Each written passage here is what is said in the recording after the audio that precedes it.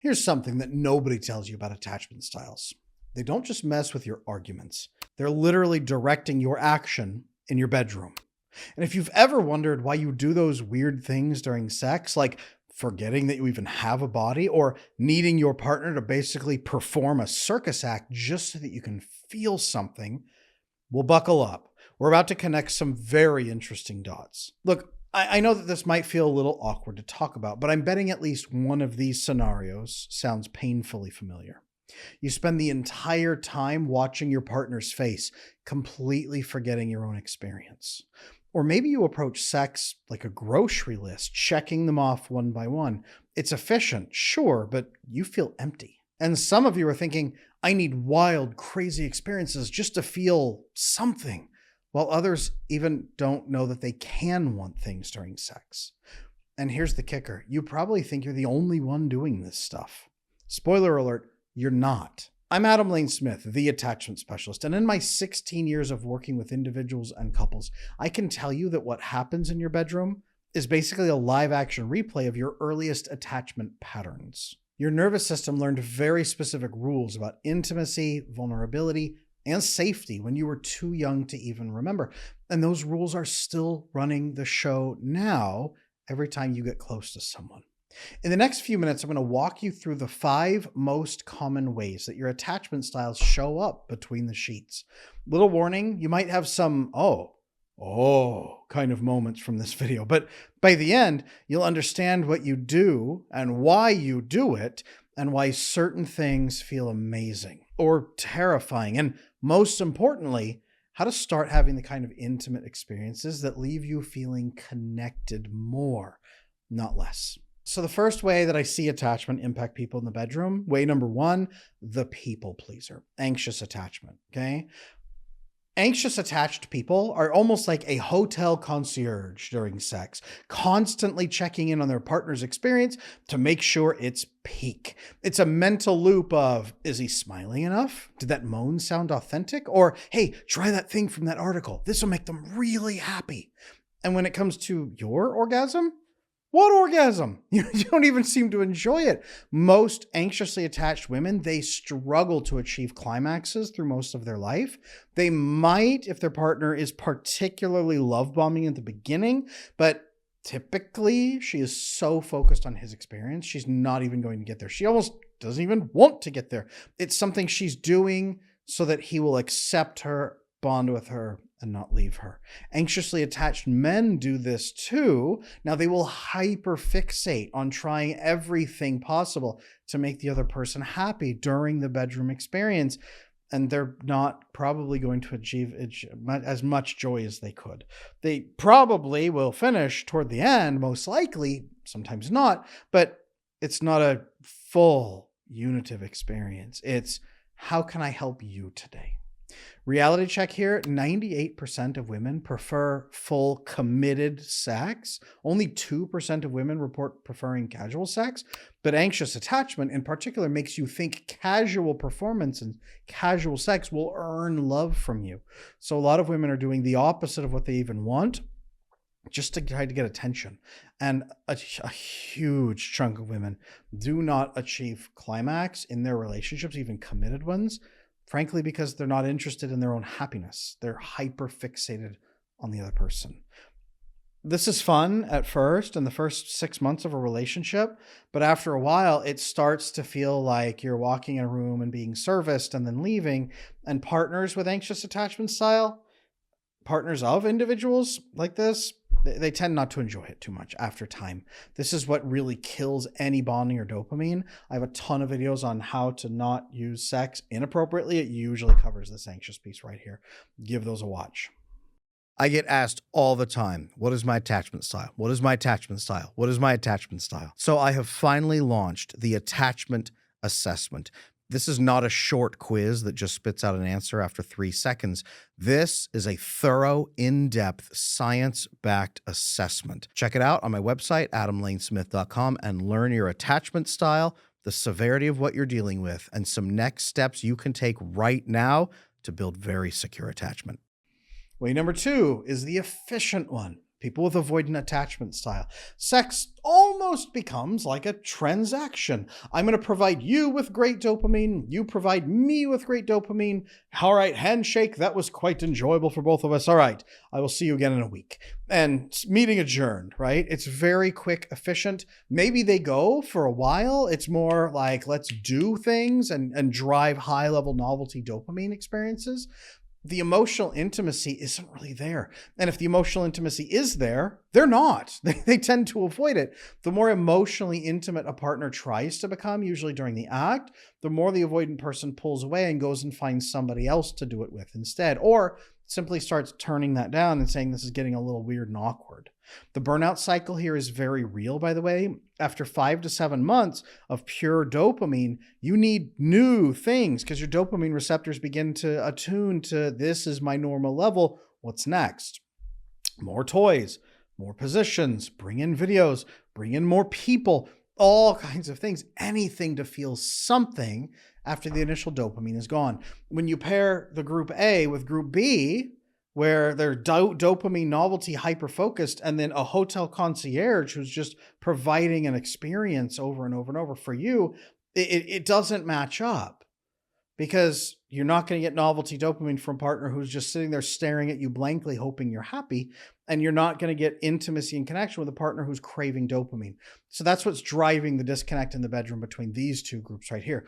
But it goes on. Way number 3 that attachment can impact you in the bedroom is the sensation addict, the loud, disorganized attachment, okay? They try a lot of things just to feel something. Sex becomes almost like an extreme sport. They need maximum stimulation to overload their pain receptors, quiet the sadness, the pain, the loneliness. They want to bond the other person to them while getting maximum pleasure. These people are honestly some of the best in the bedroom short term, but it's because they have to be. They're simultaneously seeking intense validation and dopamine binging, and then it's addictive. These people are the most likely to cheat in relationships because they do this because it's to cope, it's to cover up, it's to try to bond you. But once you get close, now they get scared because they can't maintain that level indefinitely. That's not really who they are, and so they back off and run. So they're more likely to come in, carpet bomb you with love, sex, and adoration, and then fly off into the night, never be seen again. This is the group that most often creates that painful ghosting experience after an intense bonding session. And they don't like it either. They also feel very lonely and disconnected. They're more likely to run and find another partner every couple of months. And way number 4, the invisible person. Usually quiet, disorganized is this group right here. They tend to not do casual sex. They only do fully committed partners, but then it's almost like milking a goat. You get up every morning, you go and milk the goat, and that's what you do. They're present, but fully emotionally absent. They're not as throw everything all in and be hyper-focused on your emotional experience like the anxious person will. They want you to have a good time, but they can spend decades in relationships without experiencing any actual pleasure. Some reach 70 without ever even climaxing. And that's 70 years old. Their internal monologue is, sex is something I do for people, not something I experience with them. This is for you. I get up at dawn, I milk the goat, job's done, I move on with my life. This is the quiet, disorganized. Not always, but very, very often. And way number 5 that attachment can impact your bedroom experience is what we call the ending chaser. All insecure styles tend to share this. Everybody's rushing to the end. There's no real actual full enjoyment. You're missing the neurochemical hormones that create real bonding. Everybody's anxious person's craving oxytocin just to receive it, but they're not doing anything to build vasopressin or even dopamine. The avoidant person isn't getting vasopressin or oxytocin. They're getting dopamine through the experience. The quiet, disorganized person isn't really experiencing anything. They're waiting for this job to end so they can go on to the next job. The loud, disorganized person is flooding with oxytocin and dopamine, but then freaking out and flooding with cortisol and running away to escape. It's this mismatched experience. Instead of that dopamine tunnel vision, you need the oxytocin, the vasopressin, serotonin, the richness of an enjoyable experience together, a full, unitive, intimate experience that draws you closer together as a couple instead of really splitting you apart every time you do it. I know that a lot of the people watching this show right now have had attachment issues for their entire life. That's why I want to invite every single one of you to check out my attachment repair program. It just might be the jump that you need to go from insecurely attached and lonely and frustrated to fully secure, connected, and bonded in a great relationship like nothing you've ever felt before. Check out my website, adamlanesmith.com, for the attachment repair program. Now, what does it look like for a securely attached couple to have sex? Well, the experience becomes the destination, not the orgasm. The orgasm is the climax is there. It's part of the experience, but the experience is what you're trying to achieve together. There's full neurological bonding. Let's achieve this experience together. I'll help you and you help me, and we'll have the vasopressin bonding. Maybe there's novelty. It's fun and inviting and exciting. Every once in a while, it's not the heart of it, so you don't burn out on novelty. You don't have to keep escalating for the dopamine. And then full, rich oxytocin bonding that's very satisfying. And all of this where you're laughing, playing, talking, all of it releases serotonin for actual full satisfaction that lasts. And serotonin does not burn out either, like dopamine does. You don't have to escalate. A lot of couples in securely attached relationships, they're stopping mid-sex to look at each other, check in, talk, laugh. They're sharing it. It's an experience that's not just like, all right, let's get this job done and efficiently and quickly so we can go home to our families. It's post-sex bonding is included in this. It's after sex, we want to stay together. We're still having a good time. The climax doesn't end everything and then stop. The climax is part of it, and then we are physically, emotionally still together, and we're still bonded. Okay? There are so many components that change with more secure attachment. A lot of my female clients who complained when they come in for couples work, the husband wants more sex. The wife says, why? There's nothing in it for me and I'm not enjoying anything. It's not even a fun experience. I'll do it if I have to. When we have full secure attachment and really improve that relationship, women who complained sex was boring or had never had a climax, they transform into a genuine connection, and it's a bonding activity. Sex should be a bonding activity that makes you closer as a couple after you do it, not further away, especially not neutral, closer, more fulfilled. When you understand why you do what you do, you stop blaming yourself and you start making better choices. You can step into sex feeling safe and confident and fully present, not just checking boxes, not just bracing for impact. Experience real connection together. So how do you shift from performance to presence? Here's a simple roadmap to start that transformation for you. I call this the 3-step intimacy reset. Number 1 is the detox. First, you have to become aware. Start by noticing your old reflexive patterns. Are you rushing toward climax just to be done or get the relief because you're just craving the dopamine of it? Are you only thinking about what your partner feels and you've forgotten you even have a body? You're just sort of in the room. Has your partner forgotten that you're in the room? They've got sunglasses on. They're looking out the window while we're going at it. Are you trying to earn connection by proving something? Are you just milking the goat in the morning so the goat is milked for the day? Pause. Breathe. Choose not to play out the same loop again. Sex should be something enjoyable for you and your partner. You should draw closer through the experience, whether it's a quick one for the day that does make you feel closer anyway, or a longer shared experience that fulfills both of you, maybe multiple times even. You can enjoy that together. First, you have to stop and be aware of what's happening and probably have a conversation with your partner about it. Now, step 2 is to reconnect. Most couples who are rushing through this process aren't doing any foreplay whatsoever.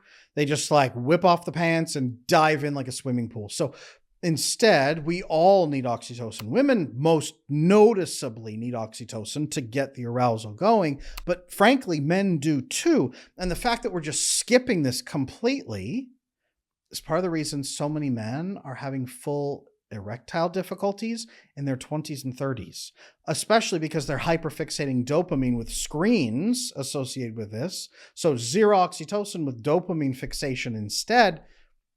Of course, there's a lot of young men blasting Viagra right now as hard as they can. Instead, as a couple, set a 10-minute foreplay timer.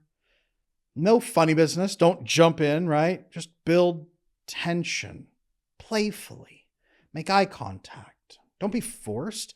Be present. More kisses. Practice seeing where the other person likes to be kissed. See where you like to be kissed. Talk, play, laugh, tickle, right? Pin each other down. Whatever you want to do. Foreplay. 10 minutes. Mandatory. 10 minutes. Okay? Set a timer. Start practicing together. Enjoy this experience at least once or twice a week. Best thing you can do. And third, rebuild real intimacy. Once your nervous system learns sex doesn't have to be pressured or quick, it's not a dopamine fix. Once you start experiencing that oxytocin from the actual foreplay, then you go into it more aroused, more likely to have a great climax, by the way. It's what allows for the constricting. You can start experiencing deeper forms of bonding during the act. This is where oxytocin, vasopressin, serotonin, they all kick in. It replaces just the purely dopamine chasing binge with deep shared satisfaction.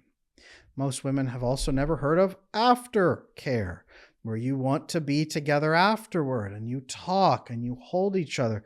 When you've done proper foreplay, especially if you have an emotionally intimate connection first, then do proper foreplay, then it builds properly through the bonding experience to have another climax, which hits more oxytocin and vasopressin, by the way, if the man's helping you do it and he cares about it. And that builds more oxytocin, which then contributes to the next climax. Afterward, if you're both doing this together, you're flooded with oxytocin. And now you lie together and you're in each other's arms. You hold each other. You lay your head on each other's chests. You relax. You breathe together. You talk. You laugh.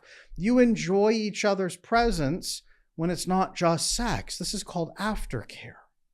And you flood with more oxytocin because this is where you have some of the highest oxytocin levels ever. It is mandatory for a loving, intimate couple to have some aftercare. Foreplay, bonding experience during, shared bonding experience, aftercare. Rebuild intimacy that way. It doesn't have to be every time. Maybe you guys have 3 minutes on a Saturday morning and that's all you got, but it should be this way at least once or twice a week where you're sharing this experience. And you shouldn't be rushing to the end. Now, I want to wrap this conversation up with something more important that you need to remember. Always, always remember this. Your attachment style isn't your destiny, especially not your sexual destiny. Those patterns we talked about that you recognized, they developed when you were learning how to survive in relationships that felt unpredictable or unsafe. Your nervous system did what it could with the information that it had. When you understand why you do what you do, you can start choosing differently. Real intimacy happens when your nervous system feels safe enough to be genuinely present. When you can express authentic desires without terror. When you can focus on the shared experience instead of managing someone else's emotional temperature or rushing through to the end. Now, if you're sitting there right now thinking, okay, I see my patterns, but how do I actually change them? That's exactly what I help people with. Through my one-on-one coaching with me and my team, I work with individuals and couples to transform these deep-seated patterns into genuine intimacy skills. Because understanding your attachment style is just the beginning. Learning how to create safety for authentic connection, that's where the real magic happens. You can take a look at how we can help you at adamlanesmith.com, and there's a link in the description below. I'd love to hear from you here today. If you're comfortable sharing, which of the patterns did you fall into? How has your experience been? And are you wanting to take a step beyond, or is this not even something you care about? I'd love to have that conversation in the comments below. Let's talk there.